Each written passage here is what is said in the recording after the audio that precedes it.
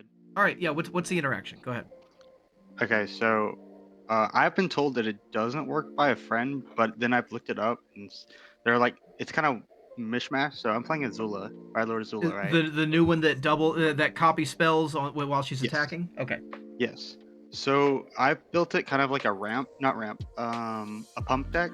Okay. So I have like multiple cards like Lunar Frenzy, brute strength, and then like rush of blood stuff to pump her up really high and give her trample and stuff. So Sure. she will, that'll declare blockers, and then she'll go through and kill with commander damage. Could I do fling after the combat, and will it get copied if I sack Azula?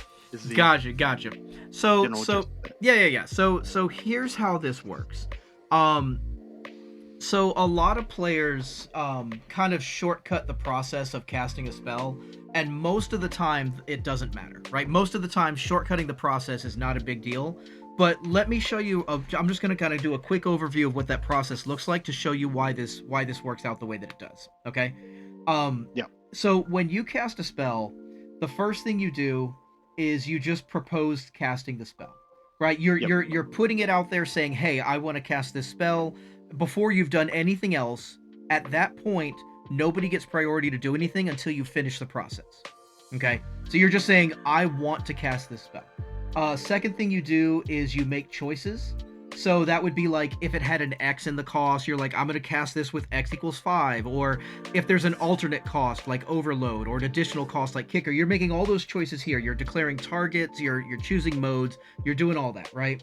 And Right. then Step 3, the game double checks to make sure all those choices are legal. Make sure you're allowed to do it, right? Just take a second, make sure your targets are correct, make sure your modes are legal, all that stuff, right? So then we after that, step 4, we determine cost. Right? So this is where you take into account all the choices that you made. So like I use the alternate casting cost or the additional cost of kicker or whatever. Yeah. And then you take into account any taxes, any reductions, and then Trinisphere if it matters, right? So after you've determined the cost, now step 5, you activate mana abilities. So this is where you can tap your mana if you that you didn't already have before you started the process of casting the spell. This is where you sacrifice your treasures. This is where all the things you tap your mana dorks, your mana rocks, your lands. That's where you're doing it here. After that, with that mana that's available, now you pay costs. Now that includes step 6, pay costs. That includes the mana that necessary and any additional costs like Fling says sacrifice a creature. Okay? Yeah. Now, that's important because the next step after you've paid those costs is it is now officially cast. It is on the stack, and anything that has any cast triggers needs to see step 7 in order to get a trigger. If you sacrifice Azula as the additional cost for Fling, she is not there to see that the spell was successfully cast, and you do not get a copy. I gotcha. Yeah. Okay, that makes sense. So that I wouldn't get it. I mean, you could still pump her really big and with all those other things, and then go, yeah, I'm gonna fling you for however, yeah. But the general thing that I was thinking, what I was trying to get out of it was I would send Azula, and then they would declare blockers. I'd pump her up, and give her trample some way somehow, and then that would kill one person. And then I thought I could fling her after and kill the other before two. combat was over. Yeah, but you're right. That wouldn't work because it would sack her, and she would die before it would see it was casted. Now I will say if you have some other way to copy the spell on the stack. So like let's say you do that. Let's say you trample over and you kill player 2 with commander damage. And then you go, cool, while she's still, 30 power or whatever, I'm gonna sacrifice her to Fling and point that 30 damage at player 3. But before that resolves, I'm gonna flash in this dual caster mage and copy the Fling on the stack. That will work. Because you don't pay additional costs for copies, and it'll see the original value, and so you'll get a copy for 30 damage to player 4, and then there you go. But Azula will not copy the Fling because of the order of casting the spell.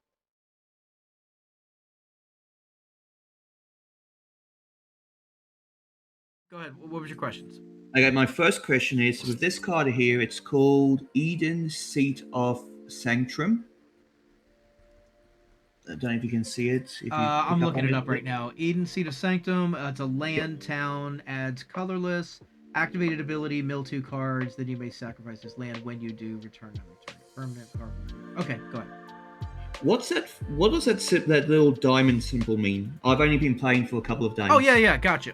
So that is so that is a colorless mana symbol, right? So for example, if you look at the activated ability on that land, it has the 5 inside of a gray circle. We refer to that as generic mana, which means you can use mana of any type, whether it's green or red or blue or colorless or anything like that, right? That just means any type of mana can be used towards that 5 cost, okay?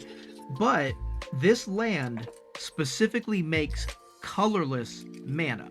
And there are some things out there that require colorless mana the same way that some spells require green mana or red mana. It's just it's a 6th mana symbol, right? Understood. Awesome. Yeah. Okay. Yeah. If you have some older cards, like old printings of Sol Ring are printed in a way that it makes it look like they produce generic mana, like it puts the 2 inside of the gray circle. But the newer printings of Sol Ring specifically have diamond to indicate that it makes 2 colorless mana the same way this land does, right? Understood. Yeah.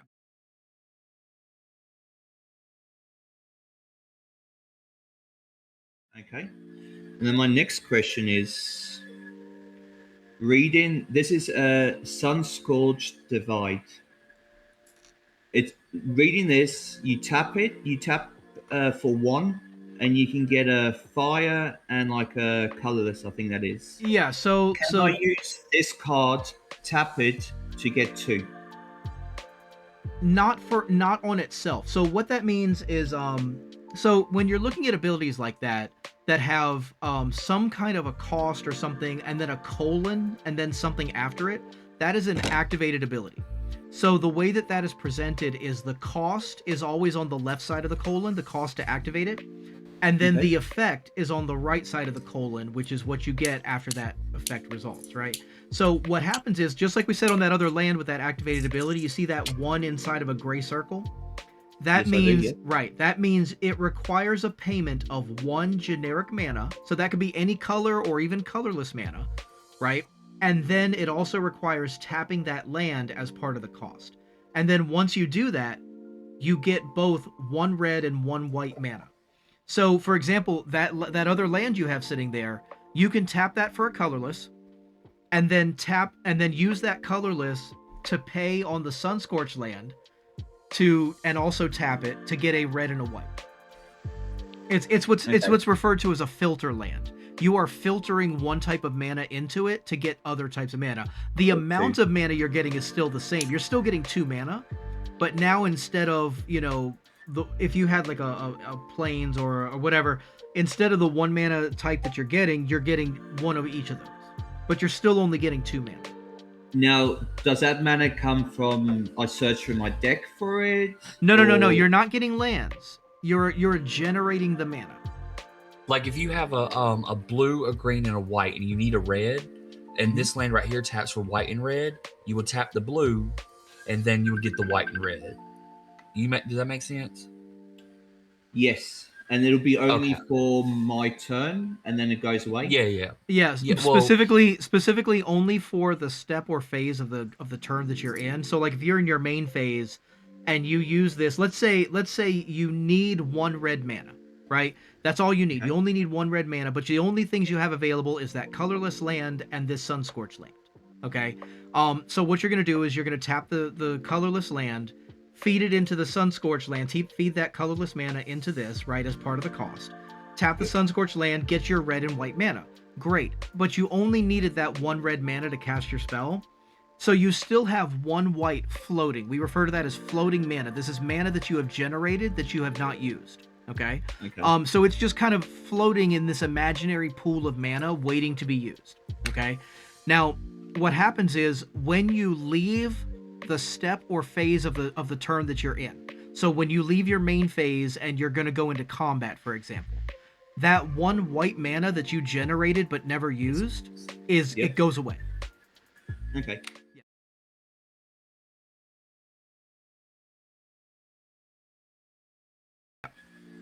That makes a lot of sense. And then my final question is, I've got this card here, the Moogle Merchant. Oh, Moogle. It says target opponent gains control of another target permanent you control. Right. And it costs 2. So basically, if I use this and this ability, my understanding is I'm letting my opponent take control of one of my cards. Or one of your permanents. Not like a card in your hand, but something that's on the battlefield. So that you could be. Would that be helpful? I'm sorry. Say that again. Which situation would that be helpful? Would that not just be giving my opponent an extra card? Not necessarily. It depends on what you give them, right? So let's say, for example, let's say that you really want to draw a card and you have, 5 1/1 creature tokens, right? There's things out there that can make these creature tokens that are not like cards necessarily. They're represented by things and they're on the battlefield and they're creatures. And you're like, I'm going to give this opponent this 1/1 creature so that I can draw a card, right? Because that's the effect, is when you give them the thing, you're going to draw them a card. Now, that's the floor level of what you're doing. You're giving them something that's not a big deal in order to draw a card, which could be a bigger value for you. Could be a really good big deal now, for me. Now, that being said, there are some things out there that are very hurtful to its controller, right? So, like, there's... Now let's look at it a different thing.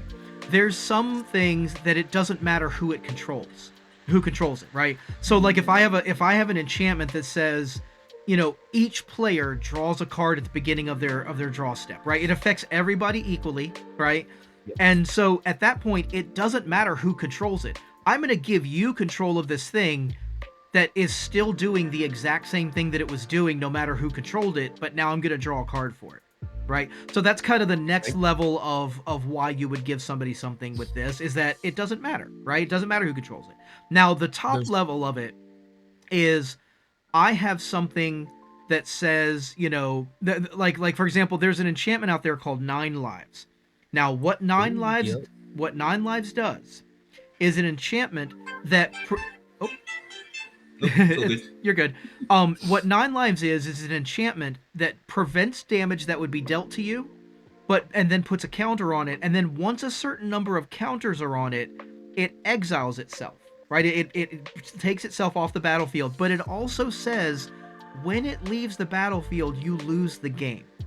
So what you can do is you can be taking damage, and then once it gets the number of counters that's going to cause it to exile itself, activate the Moogle and give it to an opponent. And now it's going to exile itself from their control. They controlled it. And so they're going to control that trigger that says you lose the game. Okay. You could activate it like that quick? Yeah. As long as it doesn't say activate only as a sorcery, you can do it anytime you have priority. So if he had something like the Moogle out and he had the 9 Lives out and it was about to hit its 9th counter, he could activate the Moogle and pass ownership to the next person. Basically, yeah. Okay, that's crazy. I was just thinking about the one. There's a commander out there, Zedru the Greathearted. It's a red, white, and blue commander that does a very similar thing to this, where you pay mana, you give somebody something of yours, and most of those decks are filled with cards that do really messed up things to its controller.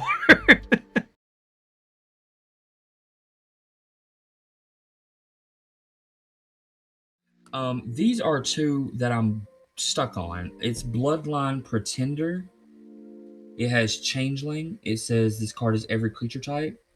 And it says Bloodline Pretender. As Bloodline Pretender enters the battlefield, choose a creature type. Whenever another creature of that chosen type enters the battlefield under your control, put a 1/1 counter on Bloodline Pretender.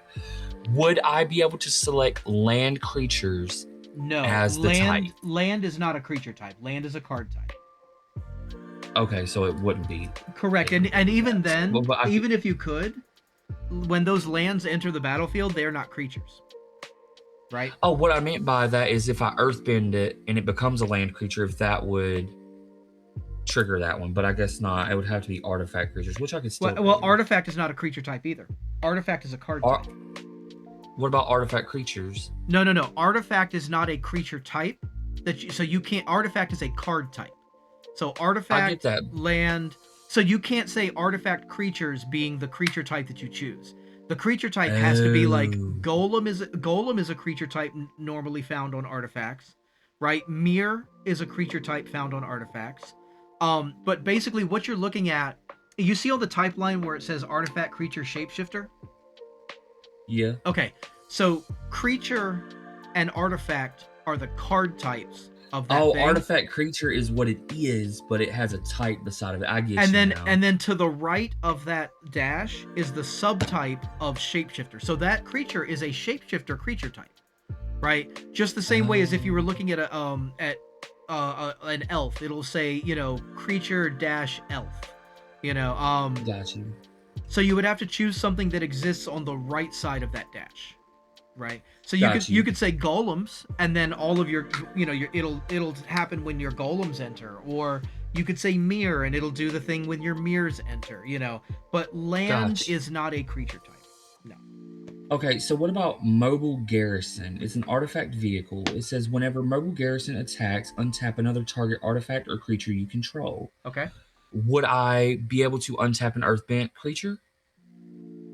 As long as it's a creature, yeah, that's another creature you control. Yeah.